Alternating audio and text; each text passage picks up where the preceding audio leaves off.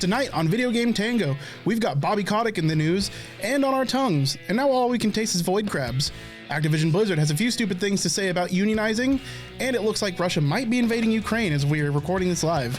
Then after the break, we talk Apex Legends Mobile and the dubious potential of the Steam Deck. If it makes you feel better, tell your kids you love them. This is Nick. Hi, I'm Josh, and I'm a serious advancement in handheld gaming. My name's Russ, and I wish I was a canon lawyer for all things. My name's Andy. Nick is still in a tiny little corner, and this is Video Game Tango. I would like to see my lawyer. No, we're back. We're back. But speaking of lawyers, fuck you, Here Bobby. it comes. Oh, so we had Bobby news. hell yeah, we've got, dude, we can't not have Bobby news. So, a couple things came out of Activision Blizzard this week, one specifically to do with Bobby Kotick, and that is we have like full details on his golden parachute. Gross. Yeah, so there's two different ones. So if he is... What's better than one golden I was parachute? going to say, you Isn't it always need a two? backup shoot. Yeah. Right? You always need a backup shoot. So, he will receive a payout of $15 million if he's removed as CEO of Activision Blizzard before his contract end date in March 2023. Okay. So all you gotta do is wait till next year, and they can avoid paying him $15 million. Yes, but hold on. Fucking So- backup shoot.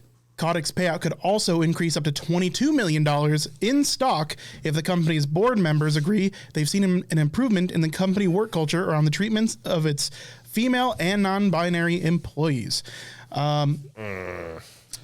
So that's just stock prices. If stock prices go back up, his payout goes up. He gets $22 million in stock if his company improves in the treatment of female and non-binary employees. How does I don't understand how that works. Okay, so the 15 million is baked in. That's Sure, part of sure. it. That's part of his contract.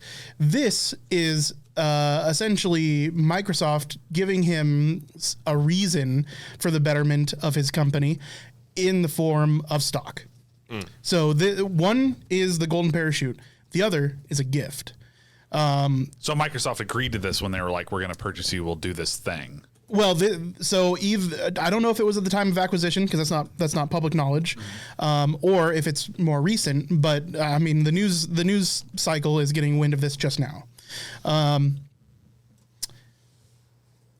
Don't forget that Bobby Kotick has a fuckload of Blizzard stock in the tune of I try really hard to forget about Bobby. 6.5 million shares in Activision Blizzard, which after the Microsoft acquisition is now worth $619 million. Yowza. Okay. So it incentivizes Microsoft not to kick Bobby out because why wouldn't he just cash out at that time, right? And then, I mean, Right, but okay. So even if he cashes out, Yeah. that implies that he's selling that stock to other people. So the company itself isn't going to like lose money for paying out those stock prices. That's not. I'm thinking if someone sells $619 million worth of stock in a company, every other shareholder is going to be like, oh, fuck. Right. Which is going to make the stock price plummet. that's the major worry. So But that doesn't make sense though. shareholders love Bobby Kotick. Yeah, he's Investors really good at what he love does. Bobby Kotick. That's actually something I wanted to talk about last week was a couple articles. I read that article about how Bobby Kotick's managed to weasel his way into being really fucking good at what he does. He's not only is he really good at what he does, but as far as his shareholders, his major shareholders and investors go, he knows them all. Yeah. They've invested in this company partially because of his management. So seeing Bobby leave could be other people selling. And then with those sales drops the potential price of their stock. So it right now it behooves Microsoft to keep Bobby Kotick on. Now, are they going to go the public perception route and get rid of him, or are they going to go the monetary route and keep him? Is kind of what's being talked about right now. Because as it is, if he turns his company around in the way it's been treating its employees, he gets $22 million. Not going to happen. I mean, it also depends on what those stipulations are, right? I mean, like if it's just they are no longer in the news cycle anymore, then maybe that's all they're going to require, right? Yeah, yeah. Yeah. Bare minimum. Yeah. So it puts, I think it puts Microsoft in an interesting position. Bobby Kotick has codified himself in Activision Blizzard to a point where like getting rid of this dude is really fucking difficult. Like it's a hard pill to swallow no matter how you look at it. Right. You know, and at the end of the day, if it's all about money, like Microsoft's like, hey, if you get this sexual harassment stuff under wraps, then we're all good. Right. Right. You know, that's all you need to do. Yep. Because they're not fucking good people at Microsoft. They're businessmen. Absolutely not. They are Microsoft. They're here to make money. As much as I've talked about it in a good light that during like this acquisition happened and whatnot, Microsoft is still a company that is out there to make as much money as possible. Yeah. And that and we've seen time and time again from these companies that they are willing to do pretty much anything Whatever to make makes that them a dollar. buck. Yeah. We're all old enough to remember when Microsoft was in court Yeah. for being too good at their job. Yeah. Being too good at capitalism. Yeah. Yeah. I was thinking about it the other day. I don't want to talk about too much right now because that's full balcony time podcast. But Sure. I really feel like capitalism is the perfect environment for natural selection when it comes to money and profit. Right. Yeah. I don't think that we should run our country through natural selection, but rich people make more money than poor people do. Yeah. Because they start with money. Yeah. So they get better at it, and they get better at it because they're already better at it. Yeah. And it's like you've created the perfect breeding ground for competition in the sense of like money is the base unit of value. I don't know about competition though, because like let's look at the most successful companies. They destroy or they absorb their competition. Yeah. Let's look at what Microsoft has been doing. Let's look at what Sony's been doing, and they have been Destroying and absorbing competition is what natural selection is about. You either get rid of the Yes. competition or you eat it. Fair. The problem lies when you have enough money to change and write the rules that everyone has to play by so that they favor you more specifically. 'Cause Exactly. Then it's no longer natural selection. Yeah. Well, that's what. That now it's like a kind of artificial selection. Now it's artificial They've selection, Made it yes. easier for them to be better. They have become God. Yeah. Yeah. Yeah, I mean, that's And the worst part is we have all the boring Badal stuff about Cyberpunk, but none of the fun stuff. Right. Like, can't I get my pink mohawk and my fucking cool like Pepsi Cola hypergraphic tattoo and my? I know. I don't Like, get any of the cool stuff. I just get to be poor. I'd be okay with being poor if I had access to jetpacks. Yeah, like, give what me the some fuck happened? chrome. Let me be a street samurai and fight. I Where's don't my know. shoe or my jacket with my fucking collapsible inflatable sleeves? Yeah. Exactly. How did we let this happen? Dude, we don't even have a fucking hoverboard. No bro. hoverboards. This is bullshit. We got a I have bunch to of fucking weird. tie my own shoes. What the Yeah, fuck if is someone this? could give me monowire so I could kill that fucking bird that's waking me up every morning. Right. Yeah. But no, I just have to wait for the newest Apple release or whatever. Yep. So, in Activision Blizzard news, All right, let's keep it rolling. oh yeah, so there was a National Labor Board Relations hearing that several of the C-suite from Activision Blizzard took part in. Here. Well, so they shared slides with the board, I hope they're water slides. and this is go ahead. Go ahead. Okay, this is interjection. Yeah. I had to take this basic computer class in community college, and one of the first things they taught was PowerPoint. And I remember thinking, this is like the stupid. Not only did I know PowerPoint, but why are you teaching this to anybody? Yeah. Now I know why. They still use fucking PowerPoint. Well, and it's so you can corporate jargon your way to the top, man. Yeah. Just learn PowerPoint. Synergy. Graph it. So, Jabberwocky. we're just gonna show the slide. So Yes, I need to see these. they're talking about unions and why they are against unions, and this is a slide that they use, and I will read verbatim some of the talking points they have against unionization. Okay. The types of unions that exploit employees. Types of employees unions exploit are lazy, non-productive, or inefficient. Footloose and fancy-free. No major obligations or commitments, financial or otherwise. Rebel, anti-establishment, opposes society, structure, management. Malingerer. Malingerer. What year is it? Something for nothing attitude. A whiner and complainer. Or an activist. or an overqualified for current job position. This is a slide that Activision Blizzard is showing. Isn't this a standard, bog standard, pre-made like slide to the red like? Oh yeah. Oh yeah. No, the only thing they did to edit this was add a little Reed Smith, the business of relationships, right here down the bottom right. Belinger. Yeah. Reading that has made me so angry Right. that if I was ever going to go Super Saiyan, now would have been the fucking time. Are you fucking kidding me? Imagine going into like your boss calls you and it's like, we're afraid that Activist. you might be a malingerer. Yeah. These dirty You a malingerers. malingerer, son? Oh, don't unionize. You don't want to sign. We that have makes you a tight malingerer. feet at this company. You want to And live we are. indoors and work 40 hours a week? Fuck off. Wait, you have no major obligations or financial debts? You clearly The don't. fuck? You don't belong here in That's this company. That's some fucking bullshit right there. We Dude, need you isn't to it- have crippling debt so that you have no other option other than to work your job. Isn't this the best? American Like, this isn't even only internally. This is at God the knows what's going National on Labor. internally. This is at the National Labor Relations Board hearing. Hey, fellow CEO, Yes. some of my employees are feeling a sense of malaise. Should I be worried? Oh, yes, quite right, Moy. What I need to do is cut all the brakes. Yes. I have pumped miasma into their chambers to help enliven their spirit. I still have this concept of the overqualified in their current position. So a union's going to come in and they're going to help this person like, hey, you're overqualified for your current position. And the company's like, oh God, we can't have that. The jig would be up that we're underpaying this person for their current position. Yep. We're fully aware that we're doing this. Oh, yeah. But the They're not- union's going to make them aware of it. And that's terrible. Dude, you cannot have people that are overqualified. They might aspire to more. Yeah. Yeah. They might Good fucking Lord. try to The get more money. sooner the average American or anybody, any proletariat in this world realizes that all these things that were like, oh, the companies like thinks that we're worthless. Yeah, they do. They do. They always have. Realize it. Internalize it.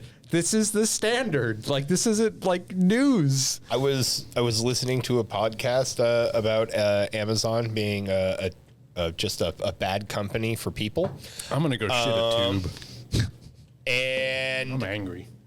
there's a serious fear that they're going to run out of people to work at Amazon because of how just Good. many people they've overturned. I fucking hope so. That's what should happen. Yes. Right? If you treat your employees shittily and you do not pay them enough, then your company should go under. Yeah. Just You should have no one working for you.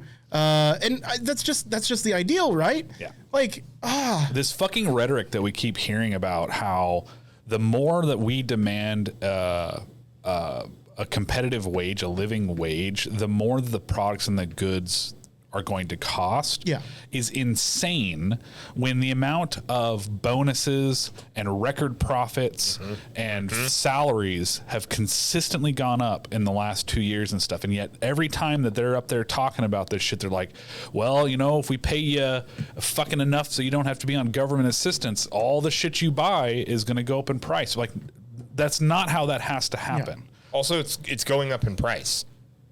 Like it's going up in price anyway. Like, Well, it's because they set the prices. it's artificial inflation. They would have to make less money. That's where the fucking caveat is. It's like, well, you could just not raise prices, and so the amount of fuckloads of money you're making is slightly diminished in its fuckloads. Yeah. right.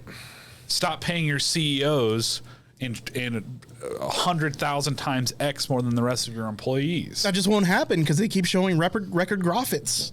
I don't even want to get Many into profits. stocks. The whole concept of the stock market And and buybacks. speculative fucking marketing is insane. That's literally what's driven. That's the core like of a it. Fucking freight train this country into the goddamn fucking gutter. Yeah, recently I think I don't know if it's John Oliver talking about stock buybacks, or I also been listening once again more Noam Chomsky. Which, by the way, if you have never listened to Noam Chomsky, fucking listen to Noam Chomsky. I love how the 90s made him such a fucking wackadoo. Dude, I was young, but the only knowledge I had of him was that he was a wackadoo. That's what all the media said. Yeah. But Well, it's because it's less appropriate these days to try to drive them into the darkness by calling them communists or socialists and stuff. So you just call them crazy, right? That's just a more PC way of doing the same thing. I haven't looked back into his stuff since then. I probably should. The dude's like 91, so he's not going to be around for much longer. Yeah. But you can go back, and as he's gotten older, it's kind of like almost like a Bob Dylan thing, to where it's harder and harder to listen to him if you're listening to him specifically. But a lot of times, if you get audiobooks, they have narrators that are rereading his interviews. Or if you had a his quadrant books. to pop into, what would you, Quadrant. What do you mean? do you follow like political compass memes? Lib left, lib right. Authoritarian left, authoritarian right. Is he libertarian much? I don't know. I don't think it's fair to classify somebody that is objectively just trying to show you the history and the correlations thereof as being like a politically motivated. Okay. I imagine anybody that is of an oppositional viewpoint of how these things happen in history would consider him a pretty left socialist. Okay. Yeah, I would like say he's like a real progressive. But like I said, when I'm listening to stuff, to me, what he's really doing is like, he's not here to like sway you on his political ideals. He's just telling you how all the political parties and movements and stuff have happened through the years. Like, it's very clear. Like him going, I could talk about it. It's history and educated commentary. Yeah. Yeah. So they had an audio book come out just last year. What's a collection of his interviews that I highly recommend. It's called Precipice. The title's much longer than that. It's something about fucking neoliberalism. Neoliberalism is a topic that I could actually talk about quite a bit. Yeah, I mean, I don't see why not, considering it's literally been the driving force in this country for the last 60 years. Yeah. So How the fuck do you name your child Noam Chomsky? he's Jewish. Yeah. I don't care what ethnicity you are. I'm Elf Biter Jr. I mean, is that not maybe some sort of Jewish root name or something? I don't know enough. They got weird. Yeah, I don't know either. Noam Yiddish. Chomsky, an orc chewer. Maybe he really likes to nom on some chomps. Yeah. All right, sorry to interject there. Noam No. Chomsky Precipice. I'll look it up. Yeah, please do. If you need, I'd actually have a magnet link saved for the audiobook. Oh, cool. But Where were we?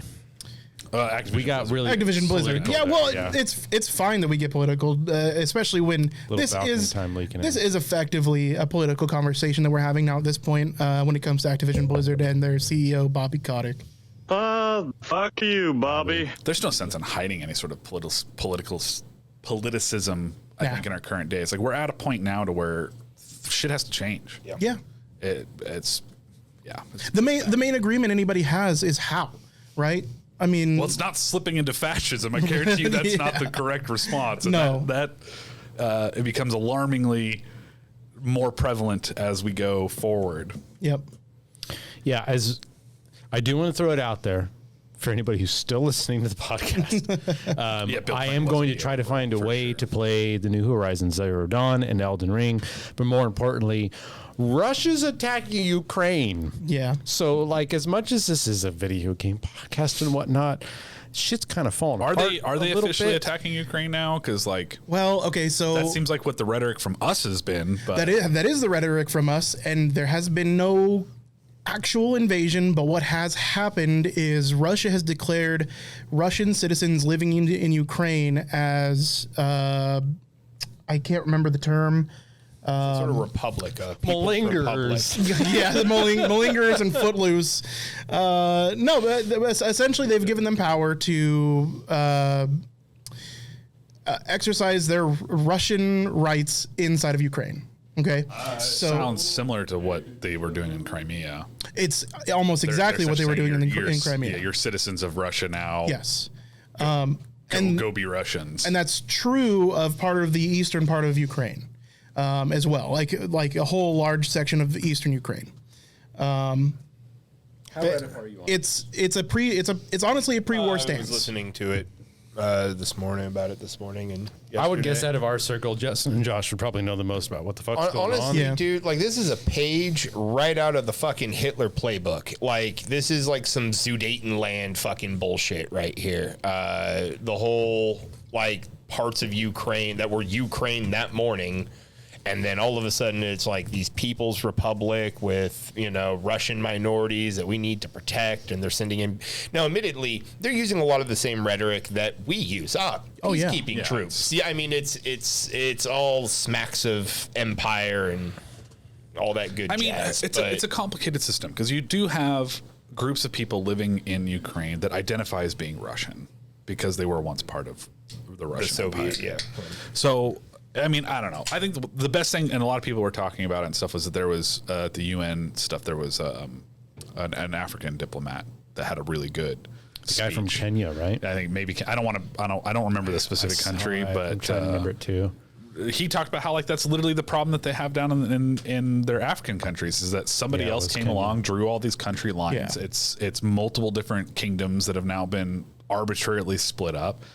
And they're I don't know how well they're doing, but they're actively trying to just progress and be good in this new setting they have instead of trying to divide and split back up into these previous kingdoms. So I don't know nearly enough about Africa or anything to have a firm opinion on this, but what little I know about Africa says that state lines are so stark compared to how ethnic and tribal lines actually work in Africa. Sure. That like to draw a line in some kind of geopolitical border. Like I imagine it's still a problem in Ukraine. If you've got this country where some people identify as like historically, culturally Russian, others don't, like I guess we need a physical geopolitical line somewhere, but you don't take it by force, right? It's 2022. What are we doing? I don't know. Well, and chat's chiming in as well. Ukrainian soldiers are already reporting more accurate returning fire from enemy positions, so they are thinking Russians are already there. They certainly are, and I'll have to get the hashtag. I'll do that on the break for the TikToks that are coming out of it. But there are Ukrainian citizens that are at home with They're all over Reddit. They're talking about. Oh yeah, with tactical missile strikes happening like in their backyards. So. It's happening. I don't know what you do. No, right? I mean, at the end of the day, sanctions is pretty much about all you can do, right? Yeah, for the time being. Yep. Sanctions. Which, and then they threatened to do stuff back to us, which I saw an article recently about Putin saying, like, once these sanctions, if they get pushed through, then they're going to soft target us with a bunch of, or target our soft points. Anyways. Yeah. My soft bits. We promise this is a gaming podcast, but Everyone knows that gaming and politics goes hand in hand. I mean, honestly, Well, somebody made the joke last time. I don't remember where I read it, but like we might get an awesome Call of Duty game out of this. You imagine if the Russians are the bad was guys again? Oh, man. What year is it? That's why they're waiting for 2023 for the next Call of Duty. They need to see how this shakes out and how they can spin this into a new video game. Mm-hmm. So while we're on topic, so Putin made an official statements. Yeah, while we're on topic. This is from TikTok, but this is Putin recorded here. He says, "I want to reiterate. I have said this before, but I would really like you to hear me this time. All Octane players are shit. And convey this message to your readers, viewers, and internet users. Do you realize that if Ukraine joins NATO and decides to take Crimea back through military means," sorry, it goes a little bit, I'm reading this live from a video, "the European countries will automatically get drawn into a military conflict with Russia. Of course, NATO's united potential and that of Russia are incomparable. We understand that. But we also understand that Russia is one of the world's leading nuclear powers. I call it peacocking. And is superior to many of those countries in terms of the number of modern nuclear force components. Look at my feathers. They're made out of But there will be no winners, and you will find yourself drawn into this conflict against your will. And this is addressing the people of Russia. You will be fulfilling paragraph 5 of the Treaty of Rome in a heartbeat even before you know it. Of course, the president does not want to see developments unfold in this way. I do not want it either. That is why he is here and has been tormenting me for 6 hours now with his questions, guarantees, and solutions. Torment. So, yeah, they've been going back and forth for hours. I believe this is a lofty mission, and I am grateful to him for his efforts. Yeah. For our part, we will do our best to find compromises that suit everyone. It's a lot of hullabaloo. Yeah. No, but I think you're right. I think it's a lot of peacocking and grandstanding, but I don't. That's the worry. I mean, you're putting a first world power in an untenable position. Like I think there's a solution, which is they wholeheartly just back NATO, and Russia is like, I'm going to be a good guy now. But obviously that's not something that's particularly realistic. But you can't keep having more and more defensive zones from what is ostensibly an opposing force be built around your nation.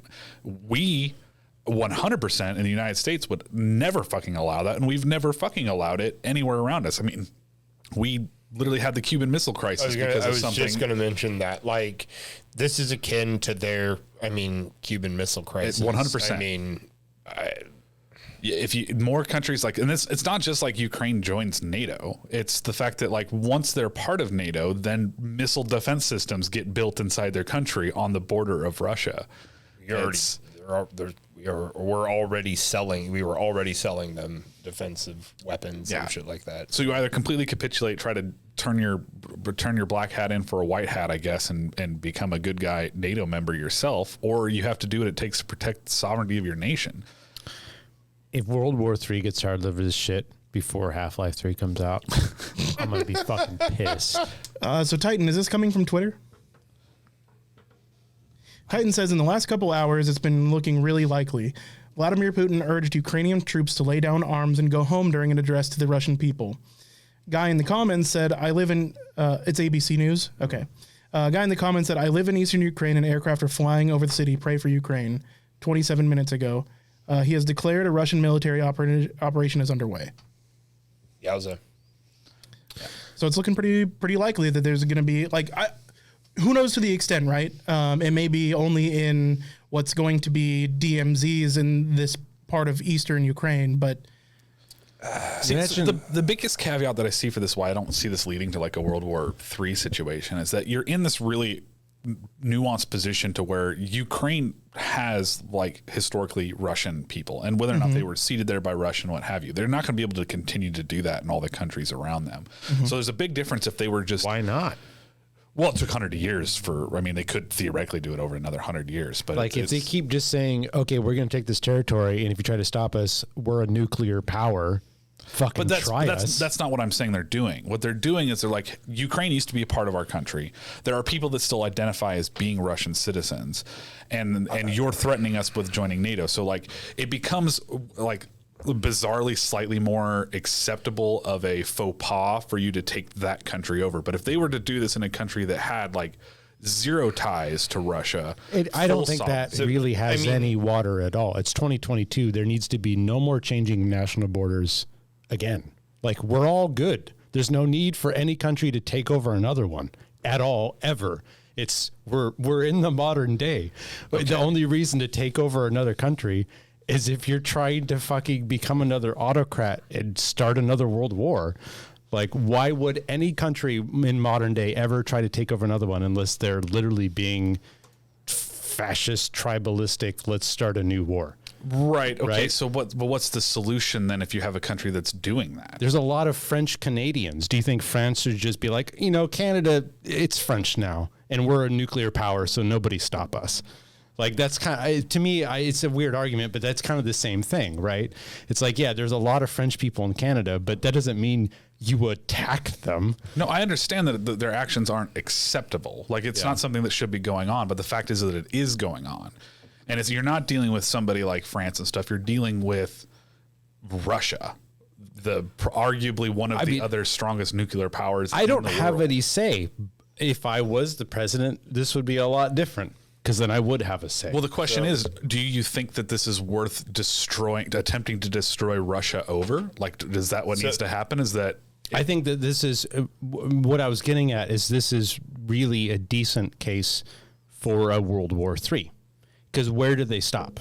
Well, okay, so I'm not saying it's a bad case for World War III. Okay, that's I'm all I saying was the kinda rest of the saying. world is going to be reluctant to ever get involved in a World War III, especially with a power that has the nuclear capabilities of Russia. So I'm saying that they're going to view this as a more acceptable to just kind of like give X amount of resistance to Russia doing it, but because they get these pretenses of like, well, it used to be part of us, and there's people there that like us, that's going to give the rest of the world its out to not start World War III. Oh, I agree that the other countries are just going to fucking turn over. But let's let Josh talk. The thing is they're going to do what Germany in the 1930s started doing. They already took Crimea, and there were almost no repercussions for that. We've all forgotten about that. Yeah, we pretty much don't talk about it. It's just a thing that happened. Yeah. And now they're rolling over this stuff here, and they're going to take it. As sure as I'm speaking into this microphone now, it will happen. But do you think that they're going to progress past Ukraine? Why wouldn't they? Because the more they push, the more we're gonna. There's going to be a line across that's going to spark World War III. Right now they're just saying, "Hey, we're just going to reinforce these people's, like these Russian people republics in Ukraine, and like we're just looking out for them." And then then it's going to be the next bit of Ukraine where it's like, well, we got to look out for these guys too, and they're just going to. So let me ask this: So there's plenty of other countries in that Eastern Bloc, near, like you have Poland, you have Lithuania. I mean, you have several of these countries that would have some sort of Russian population, and there's nothing to stop them just reassuming their Eastern Bloc borders with the simple fact of saying it used to be the Soviet Union, we're going to take it back, and then we'll stop. So I get what you're saying. So Russia's going to push its limits as far as possible. Yeah. Do they stop when they finally get threatened with like, if you do this, we will go to war with you? Do you think they stop at that point, or do they try to call a bluff and keep pushing? I think they call the bluff.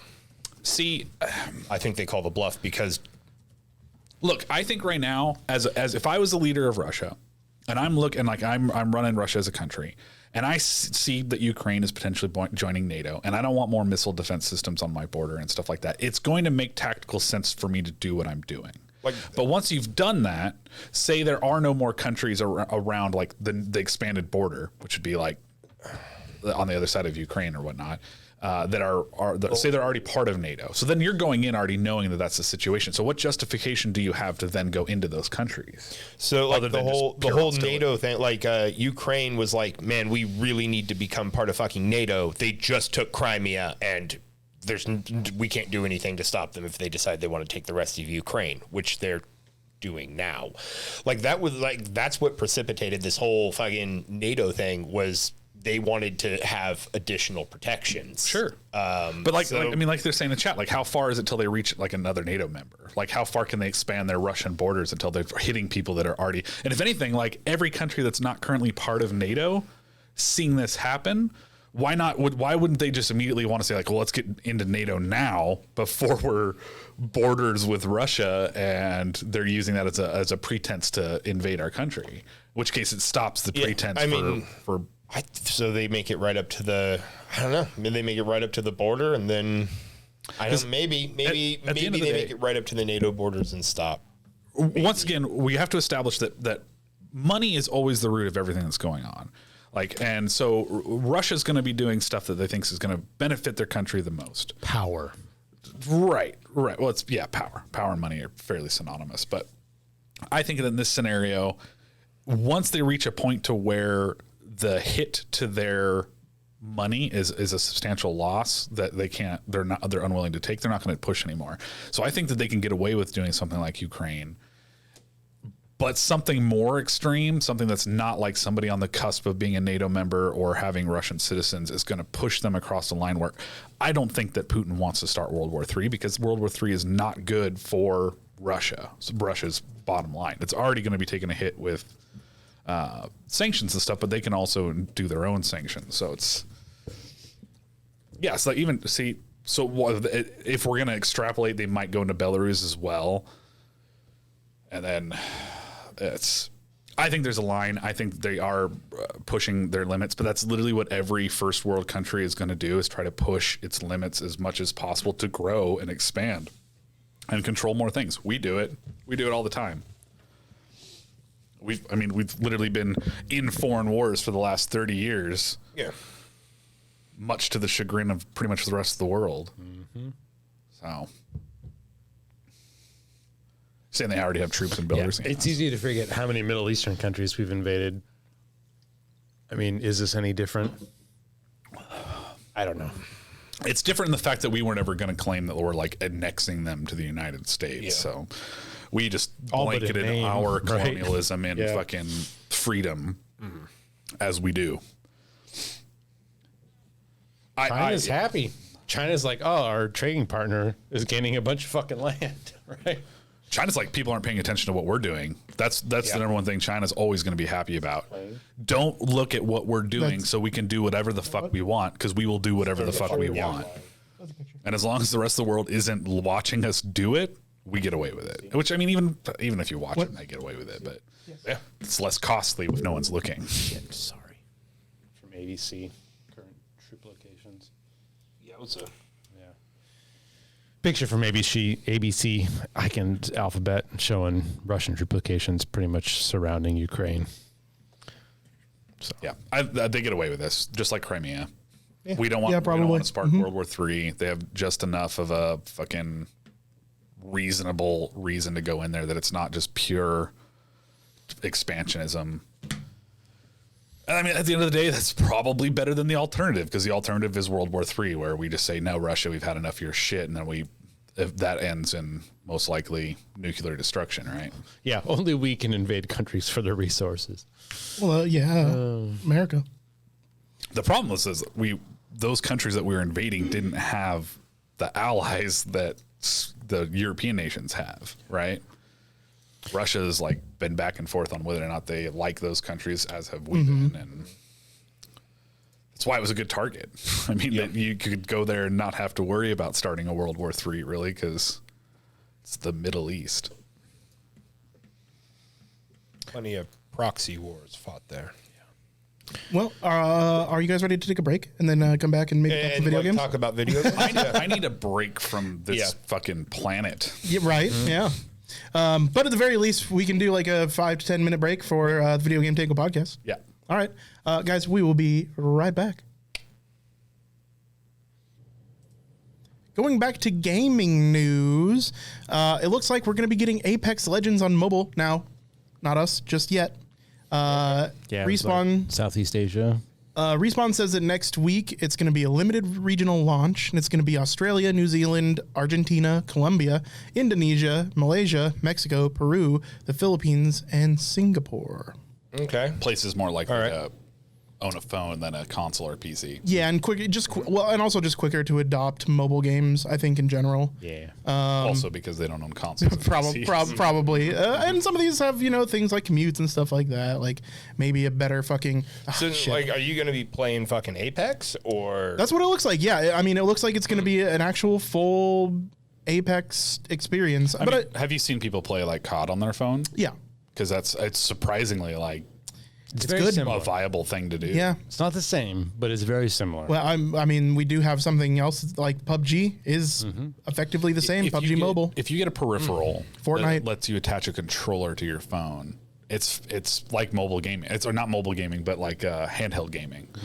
Very comparable to that. And I was surprised at how high the graphics and stuff were, considering it's on a phone. But to be honest, a lot of modern smart TVs, you can just Bluetooth to the TV. Yeah. So it's like you're playing on a controller on your phone, but your phone isn't in the equation because you're on the TV. It does add increased latency. Yeah. Bluetooth's not a very great standard for speedy It's transitions. better than doing this. Well, yeah, if you're Yeah. anytime a game has controls that are like on like analog sticks on the touchscreen, I'm out. I'm like, Yeah. I can't do it. Yeah. But, like, I mean, Bluetooth accessories like, I don't know, the PS4 controller and the Xbox One controller work with your phone. So I mean, it's kind of cool. I mean, it's kind of neat. I mean, Kinda yeah, neat. it's like, dude, if I found myself in a hotel, I could just bring a controller with me. Right. I don't know why I would. I have a Switch, but I could just bring a controller with me and play some Apex on my phone. I mean, it's kind of cool. That's kind of cool. The real it's question dope. would be like, or can you play it effectively on cellular networks, or are you going to need to be on Wi-Fi? I mean, so especially with the proliferation of 5G, especially in other countries that aren't the United States.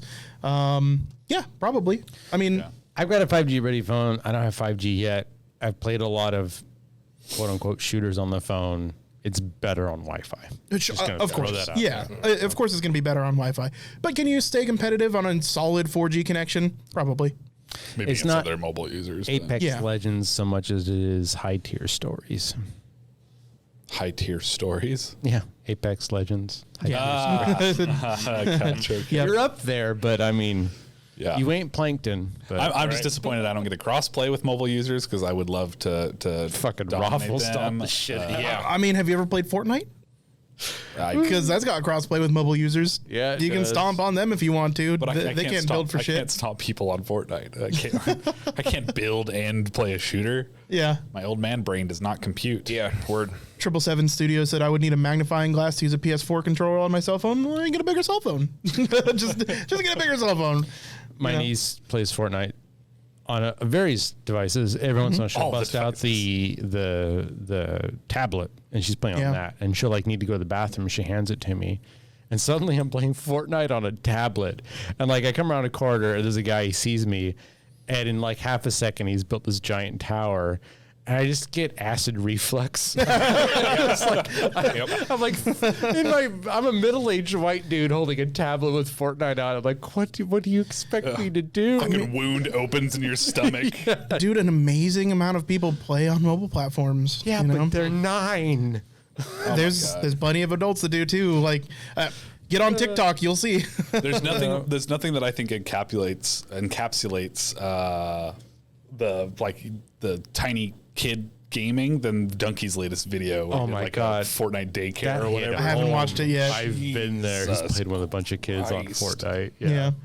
Oh, man. Although I would say, but when it comes to Apex, I wish they'd stop wasting their time fucking making mobile games and make cross progression so I can have all my cosmetics on the PC that I want you to earned. think about how much like bullshittery there is in DLC and freemium and money in normal Apex and how it's going to be in the mobile version. Oh my god. Yeah. I mean, imagine it's the probably same. just going to be the same. It's the exact same predatory It's gonna bullshit. be worse. We'll see. I mean, we'll see. It's hard to get worse. COD Mobile's the same. Fortnite's the same. So In the current game I'm playing on the phone, one of the essentially operators you can imagine like buying Octane or Maggie is $64.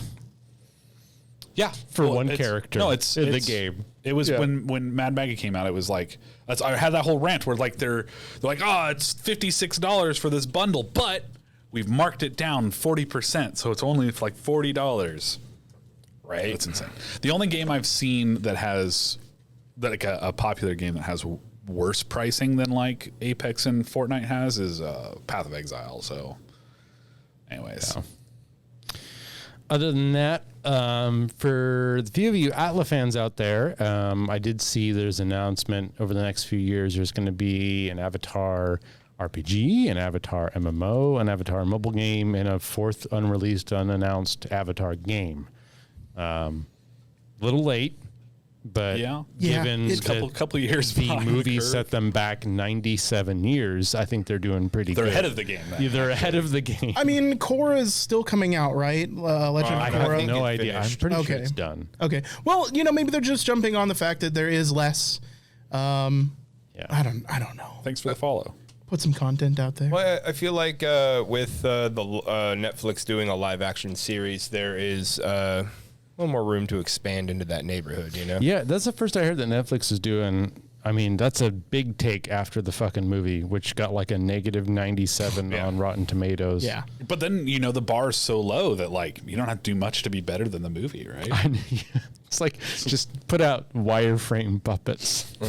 That actually could segue into the whole X-Men stuff because X-Men has consistently put the bar so low that it's not too difficult to raise that bar back up. Yeah. I mean, the animated series had one of the best openings of all time. That stayed consistent. Did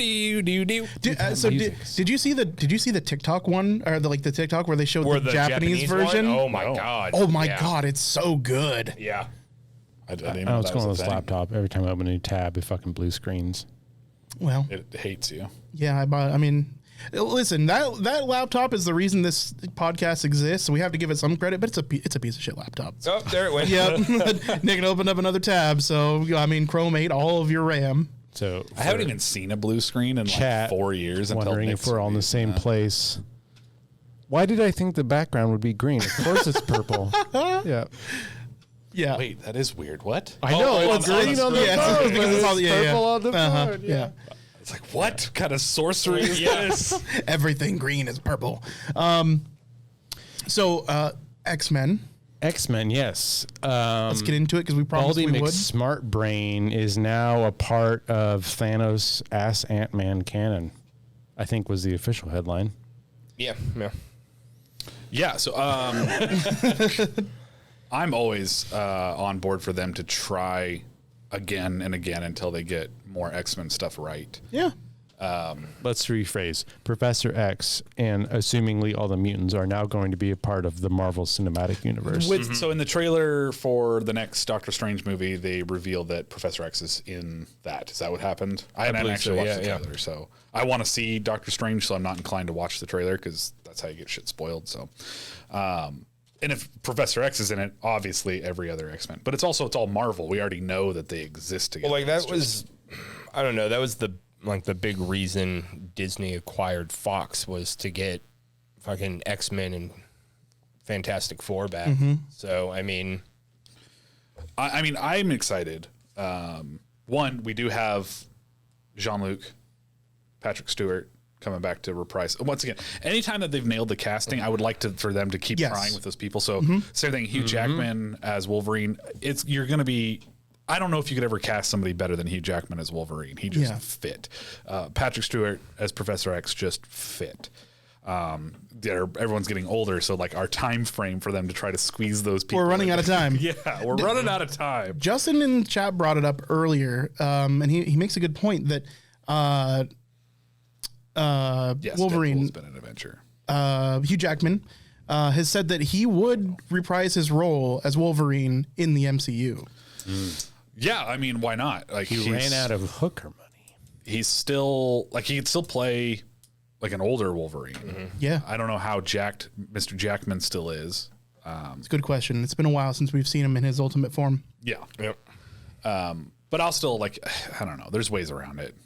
If you don't have to have him be like fucking cut the entire time because you don't necessarily need to have Wolverine without a shirt off to be Wolverine. Yeah. Yeah, Put him in some sort of Well, I mean, you kind of do, but well, Josh does. Otherwise, he can't get off. So what worries me is like the power level of Wolverine versus most of the remaining cast of the MCU. Well, I don't know. They did down kill to off the some writer. of the most powerful characters.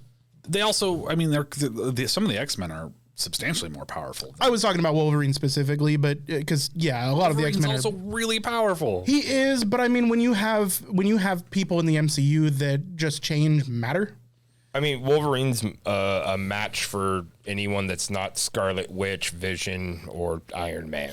Yeah, once you get into the time space, all this stuff, like couldn't Scarlet Witch just turn his adamantium into fucking Fruity Loops? Yeah, you have characters that break the whole system and stuff like that. I mean, but so can Professor X. Magneto was like the antithesis of Wolverine in all of those movies. I mean, there was always a scene where Magneto controlled Wolverine in some capacity. Fuck, you can't have the guy that controls fucking of course. metal fight the guy made of metal. I'm not saying I'm not even saying it's bad. Well, so when you get the call that says like, "Hey, we need help here," the first question Wolverine asks is like, "Is Magneto there?" Yeah. All right, I'm going to sit this one out. Yeah, guys. you have fun. Good luck. Yeah.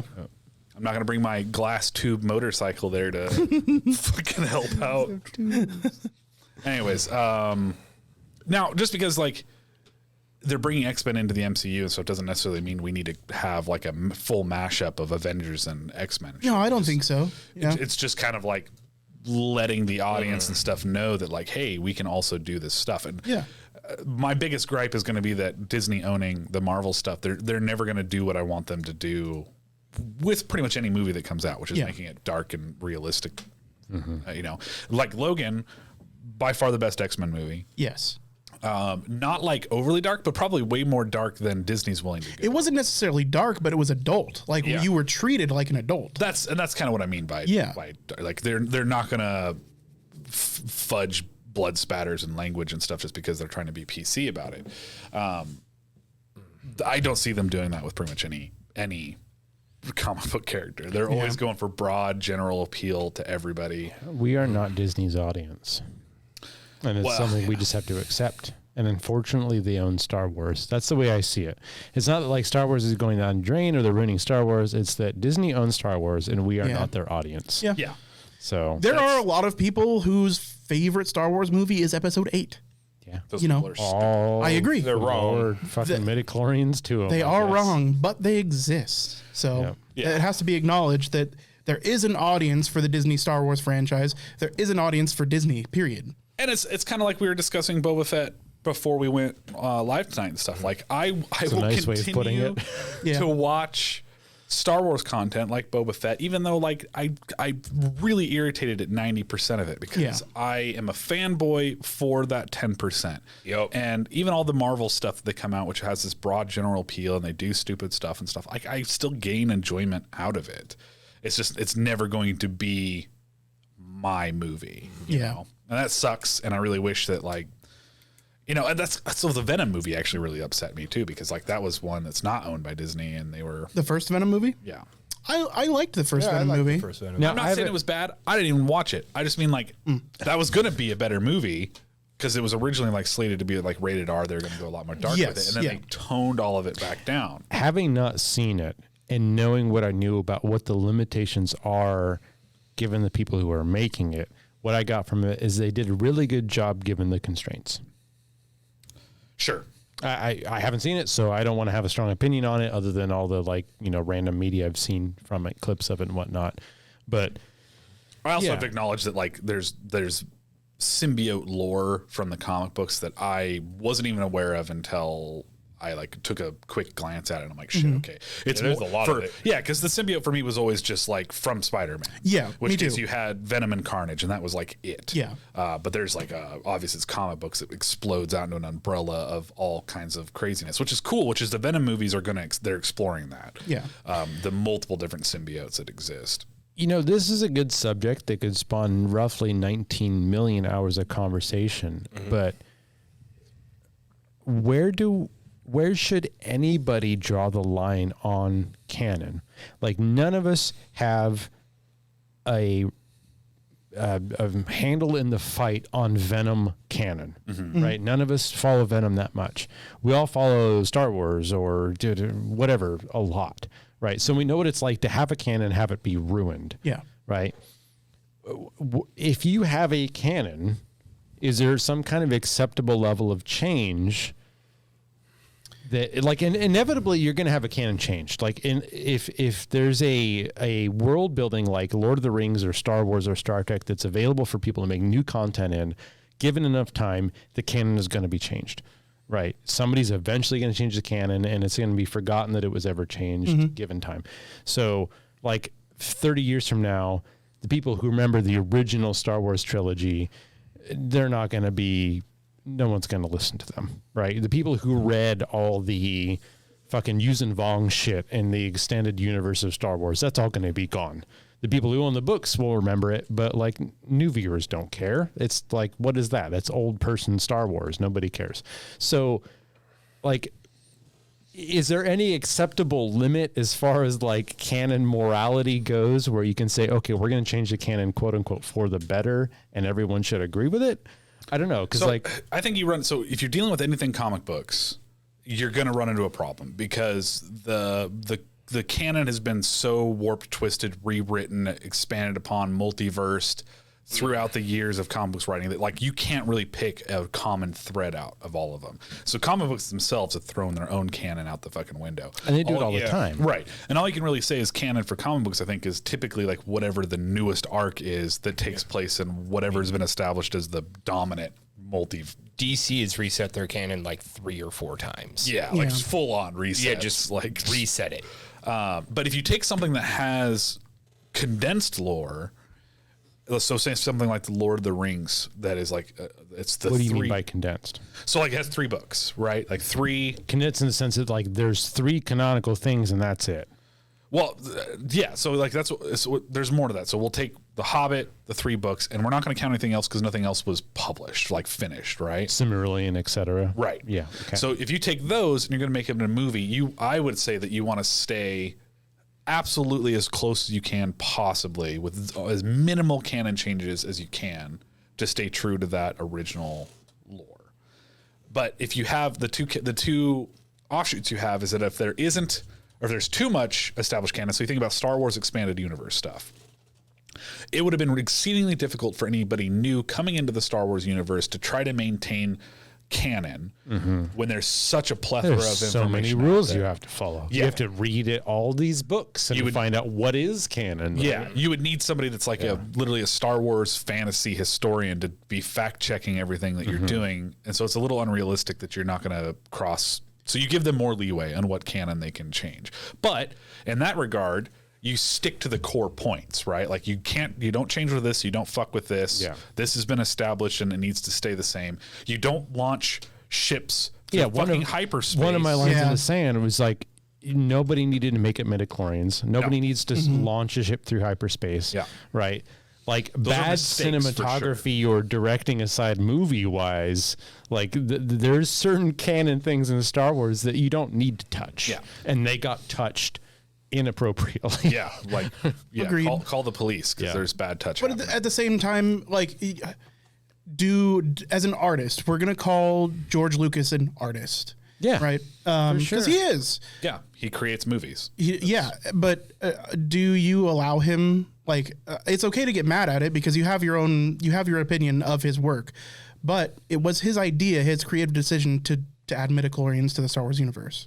I was going to bring up something similar. Sorry to interrupt, but ahead. Real quick, like we're talking about canon, like should George Lucas be the only one who gets to decide what canon is? He is the father, for all respectable terms, of Star Wars. Are his ideas all canon? Like at what point do you say, okay, this is now beyond the author, right? Like is Lord of the Rings now beyond Tolkien? I would argue so. Yeah. I would argue it's probably one of the least so because so many people have such reverence for Tolkien. Yeah. But he's dead and gone. So I would say this. So George Lucas doesn't get to dictate what is and isn't canon, but what he can do is if he adds to his world and it conflicts with other writers' writing, they have to become non-canon over his canon. But he can't just be an arbitrary judge just saying like that book you wrote doesn't count. He would have to then write a book that conflicts with that. So in your opinion, if you put in the effort as the original author, anything you do is canon. Yes. And everyone else has got to mold around it. Yes. See, I think there is a fuzzy line where a world building lore leaves the author. And at some point, it becomes the audience's realm. So they declare canon. So it enters the zeitgeist. Yeah, effectively. If everybody loves the 1001 economic rules of the Ferengi so much in Deep Space Nine that becomes more important than how phasers work or dilithium crystals. So I'm sorry, that's more important canon now because it's just like, and this gets back to like we're talking about language, like prescriptive or descriptive language. Like you either say that these words mean what they mean because we said so, or words mean what they mean based on how people use them. There's two ways to look at it, right? Yeah. I think you can kind of look at the same thing in canon. So like we were talking about Avatar: The Last Airbender, like there was a whole blown live action movie. It was god awful, but someone put $300 million into it. Is it canon now? I mean, who knows? So I'd say that the other thing that you have to watch for is that if you're going to expand or contribute to some lore, some fantasy fictional writing, be it movie, comic book series, then you yourself should be trying to step as lightly as possible when you're doing stuff. So I look at the Star Wars things. It's fine to make changes in that universe and stuff, but if you're going to do something like the ships launching through hyperspace, you need to be cognizant enough of that world to think about the ramifications that it has. And that was one of the biggest insults. It was just thrown out there willy nilly. Yeah, they're like, let's make this cool scene. No one's ever thought of this before. Yeah, and it's if what you're writing is going to break a substantial amount of what came before it, that's the check that you need to be like, well, I can't do that. Yeah. Like that should be an immediately a fucking stop sign that says, no, that can't work like that. It would be great. Sorry, I'm almost okay, done. If an author of a new world building lore and canon said, okay, I'm declaring, because we already have bounds, we have time and space. If I say, I'm writing this story, it's a 3-part book series that is important to the story and it takes place from year X to year Y, that's my canon. You go past or before X or after Y, that's the audience. Like, let me have this little section, and if I decide to write more, that's all canon in there. If that doesn't jive with what you've made sense, like in the after, then that's up to the audience to decide what's canon, what's not, right? But like, you know, I guess pick your slice, right? Because like if George Lucas were just to come back and say, I've written episode 7, it's all about Gungans and how they have a penchant for midichlorians, is that canon, right? Like he could do that and that would be weird, but it could happen. And then you kind of have to decide like, how important is that, you know? Then you'd have to break with what would have to be considered canon, because if George Lucas wrote it, by the first definition is that you'd have to consider it canon. And then you have to be like, well, I don't subscribe to the George Lucas canon. Yeah, that's the problem we have. Is the only reasonable answer when all this stuff happens is to start schisming shit. Yeah, you have to split it in your head and be like, okay, this is extended universe, this is normal Star Wars, this is movie Star Wars. Churches broke up over this shit. Yeah, man. Dude, it's literally breaking up over what they considered canon. Who was the guy that like Martin Luther? He's like, I made up new rules for the church. Fuck you all. You read this wrong. This is not how. Hammer this shit up on the church door. Yeah. Yep. Same problem. Everyone thinks the nerds are fucking shut-ins. Everybody's nerd. Nerdism has gone back. You fucking, when you care about details, you're a nerd. Dude, you are a weeb for something. Yeah, everybody is. Everybody's a fucking weeb. It's football or fucking avocado toast or the latest TikTok trend. You got an opinion on something. Yep. And you've spent a lot of time forming that opinion. Yeah. My opinion, stop trying to fucking remake Earthbound. Don't do it. I saw it in the news the other day. It's not going to happen. It's not going to work. Nope. That game is so Japanese. And it's 30 goddamn years old. Well, no. I mean, don't listen. gawk at me. Don't gawk. No. I'm not gawking. You gawk. There's no gawk. You gawk. I want to end things talking about, I know it's not like the most exciting topic for you guys, but the Steam Deck. Okay. It's hardware, and I'm a hardware weeb. You are a hardware weeb. Well, I think Andy wears hard. I think it potentially does some really interesting things for PC gaming in general. I mean, it's the first time we're really going to get like a mobile PC platform, like a handheld, right? Yeah. And while it's not the first PC handheld, it's going to be definitely the most accessible. Like when we're looking at its competition, like the Aya Neo, that sells for $1,029. Damn. There's actually several competitors already. Is enough of the general consumer market going to even be aware that this product exists that it will ever make a substantial impact? We'll see, right? It's not out yet. They have started shipping units, but it officially launches on the 25th. Kids are going to have to want the device for it to ever be relevant. I don't know. Yeah, 100%. I don't think how, like, if it isn't picked up by the youth as a device that they want, that's the majority of the market share. That's the majority of the advertising will be done as word of mouth between kids demanding, like, kids want PlayStation, Switches, and Xboxes because their friends have Xbox, PlayStations, and Switches. Yeah. Their grandparents and their parents and their friends and family know their kids want that because that's in their bubble. Mm-hmm. If the Steam Deck cannot pierce that, it will not be relevant. As great as it is, it'll be a niche item that Valve probably drops after a couple of years. I agree with you there. Real quick, I think to add to Andy, there's a market of kid wants console X. Mm-hmm. Parents are poor. They go to the store and say, I need to buy console X. And guy says, it's $700. They say, I can't afford that. Here's console X minus one, mm-hmm. which in this case is the Mad Catz game controller or something like that. Mm-hmm. Quick look on Amazon, the Aya Pro or Aya Neo you mentioned, mm-hmm. it's $1,150. Yeah. I don't know how much a Steam Deck is. That is not in that market bracket. No. Right? That's not the cheap You're parents right, bracket. but that's what we're talking about is the barrier to entry. The Steam Deck brings that way the fuck down. So there's What was the entry price on it? $329. So it's cheaper than most of the current console launches. Is it? But isn't $300 the comparable price for the like slimmed down consoles? No.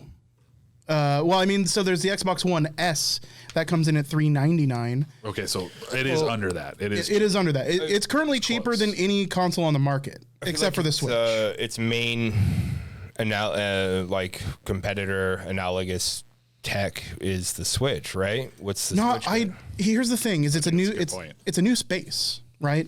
So it's the most accessible I'll PC. agree it's a new space, but it's pressed right up Let's against that. pause It real is. quick. It's going to be the most accessible PC when a parent can go into the store and buy one. Yes, and I agree with that. I wanted to bring that Yeah, up. and Yes. until people can go into a store and buy one, it's not a thing. Yeah. Right. Well, I mean, quote unquote. so it is a thing, right? Because I mean, we don't know how many units they've sold yet, but reservations are in the tens of thousands, which isn't huge. I understand. Tiny. It is. Fiddling number. It is right now, right? But I think a lot of people, myself included, are waiting until this actually gets in the hands of people because understandably there are reservations around it. Now, what I think it does is it does help the market. So if we do see any kind of actual adoption of handheld PC market, we potentially get competitors, and especially bringing the barrier to entry down. In the fact that like there are plenty of kids that want to get a gaming PC so they have access to what their friends are playing. I mean, PC gaming is on the rise, and it actually has been for some time, despite the media declaring the end of PC gaming. Right? There's been doomsayers for PC gaming for fucking 15, 20 years now. It's been around as long as PC gaming's fucking been around. 100%. But PC gaming is on the rise. So if we see the barrier to entry, not only is this a barrier to entry coming down for mobile PC gaming, it's the barrier to entry of PC gaming coming down completely, right? So whereas like a very affordable gaming PC is in the $649, $650 plus range, this is already half that price. Not only that, but it is a mobile console, which is going to be more kid friendly, and friendly for people that have short time budgets, right? Or space constraints, or just the monetary budget. So I think it has a place. I agree with you guys. Like I have my reservations about what its success, its potential, but I think it can be a disruptor. I think the concept of the hardware that the Steam Deck is at level combined with its handheld nature is just like an evolution of the Game Boy.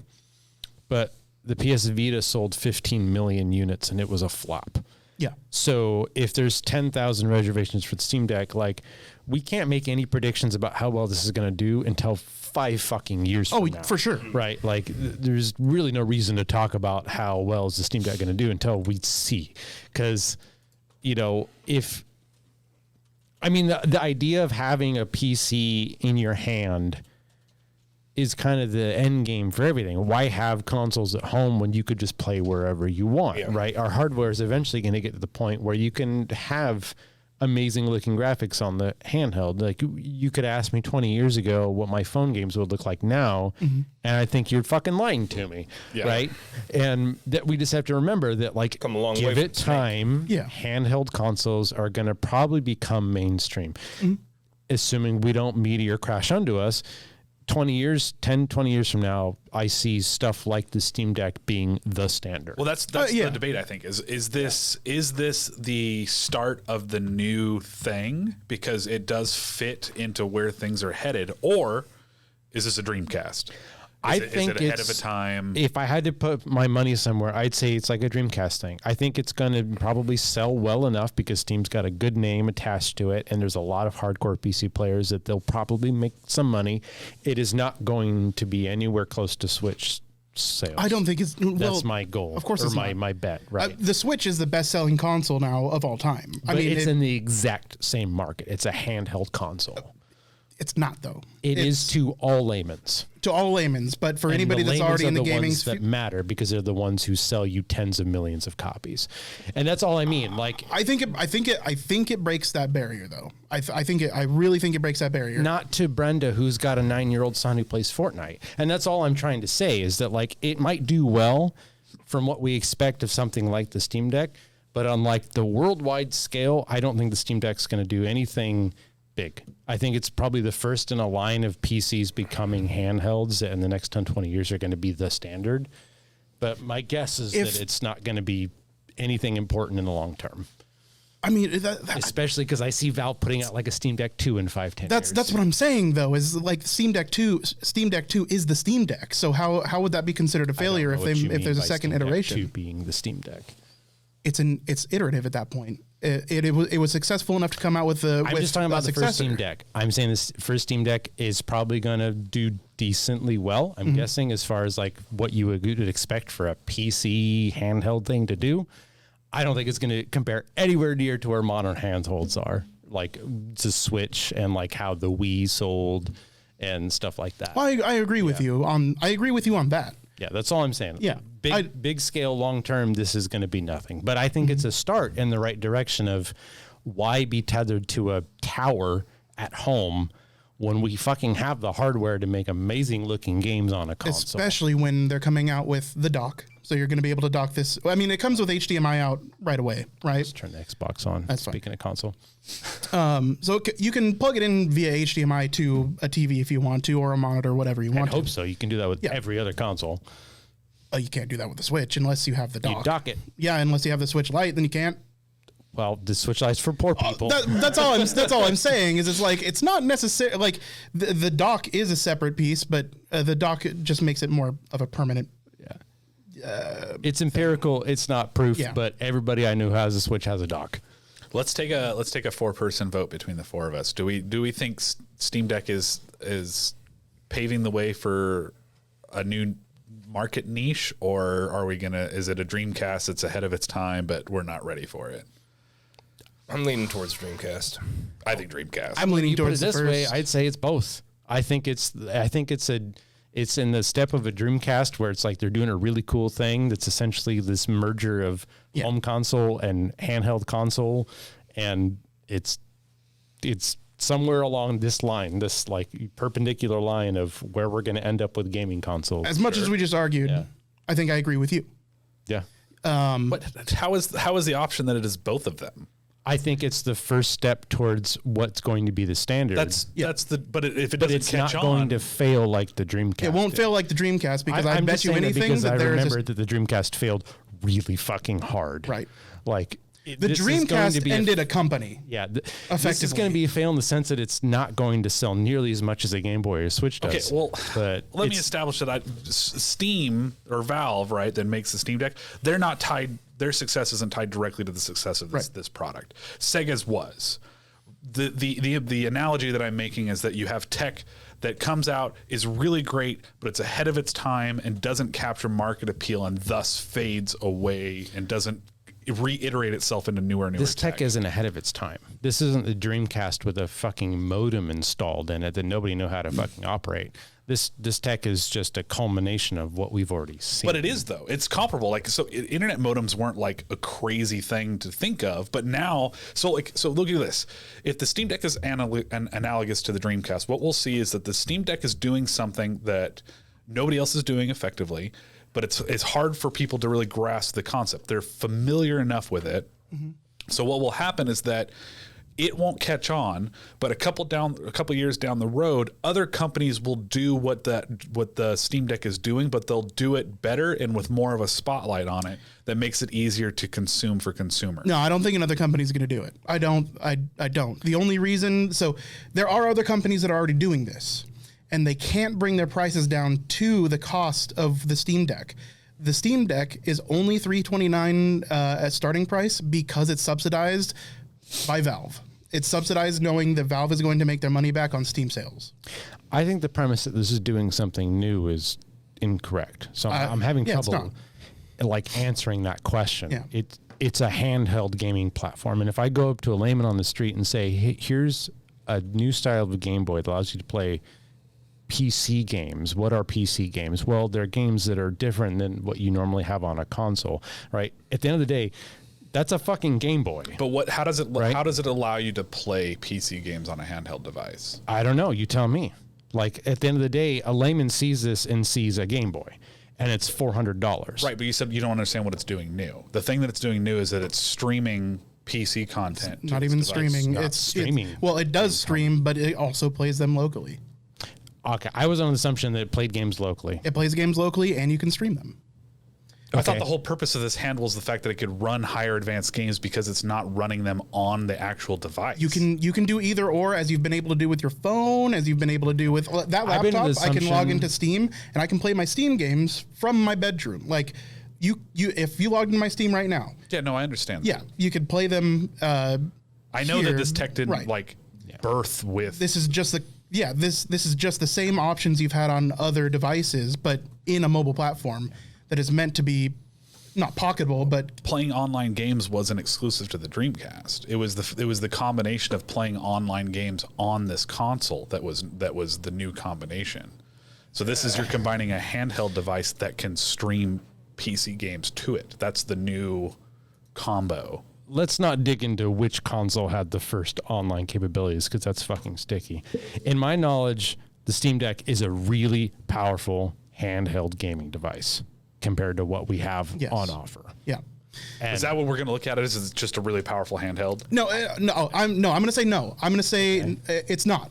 It is a mobile computer. It is a very small form factor, purpose-built what computer makes it to play different from games. this? So It's a more powerful handheld. it's a more powerful Yeah, hand. this Okay. is a mobile computer. Okay, Right. but does it come with joysticks and D-pad and all of the accessories that are I required can built buy into it? additional connective joysticks for less than $400. Yes, you sure. Well, no, your phone costs more than a fucking than the That's very fucking. true. That's Yes, very true. Don't give me that shit. Yeah. The fucking Steam Deck, it costs less than any flagship phone on the market right now. It's literally the price of entry has gone down. Kids that can't get phones because they're $1,000 on contract may be able to get this because it's $329. That's a really good point. They Like could also buy a Switch. the barrier to entry for gaming as a whole is being brought down potentially by this device. Russ has got a good point, though. If you want to get a thing that just plays games for a kid, Switch is a hell of a lot cheaper. It's also a computer. But that's not a selling point to the average That's not- market. It could Yes. be. You can literally do your homework from the Steam Deck. Yeah. I don't know. There's nothing stopping you from doing your homework on a Steam Deck. I think we've got 5 years to examine before we can see really the ramifications of the Steam Deck. I'm thinking that it's going to be like a moderate success, and it's going to pave the way for a whole lot of shit. That's my guess. And I'm in that agreement as well, but I think it's going to do well enough that it'll be iterative. I hope so. Yeah. I hope, they eventually put out a Steam Deck 2 and they eventually kind of perfect this shit. I will also establish that I appreciate an increase in power in the handheld and the versatility, and I hope that it is also iterative, and I hope that it sticks around and doesn't fade off like the other thing. I just don't have confidence that the layman market will pick it up in popularity, that will see it thrive. I would like think- to, but I don't think we will. I think it depends on early adoption. I mean, early adoption is going to, if it's popular by the early adopters, then there is greater potential for it to proliferate to the layman. Absolutely. But we could talk about realistically, like what could make it succeed and what can make it fail. But Yeah. it's going to be a time will tell thing. Oh, 100%. And I'm not convinced that it will be the game changer, right? It's possible that there just is not a market for this, but I really think there is. I mean, like, even just handheld emulation has gotten big. Now, it's a niche market, but it's ever expanding. And what we're seeing is a want for more games, more frequently, and cheaper, right? I 100% agree with you. You have to convince people that this is the solution to their wants. Yeah. That's the crux of, I think, most of this, is that if you can convince people that this will do the things that they're wanting to do at a price point which they can afford it, then that's how you get people hooked on the device. I myself am pretty convinced that word of mouth will make this thing big. Hopefully, yeah. Yeah. I mean, and I'm sure that the people that are, Valve's behind, they know what they're going to need to do to get that fucking grip on a profitable portion of the pie. Yeah. So hopefully they do it. I hope so. I mean, I could be totally wrong. Steam Link failed like a motherfucker. Well, it didn't. It actually sold really fucking well. Valve just decided they were going to kill the project, but you know. That's also why I'm banking more on the ladders, because I've seen the Index and then that fucking controller that they made, and the Steam controller did relatively well towards the end of the life cycle, but it took a lot of fucking convincing. But yeah, time will definitely tell. On that point, are we ready to end it? Yes, Josh is 1,000%. Josh is just so ready, dude. All right, dude. Yeah.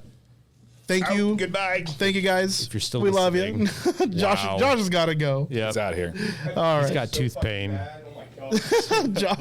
Josh's teeth are floating and they're hurting. His lemon is ripe. Yeah, that's right. Thank you for listening. Alive. Thank you for watching. Chat, remember, we're going to stick around for another little bit just so we can record the intro and hang out with you guys for a bit. Done. And We're gonna argue. for the audio and the video listeners for the VOD, we appreciate you and love you. We'll see you next week.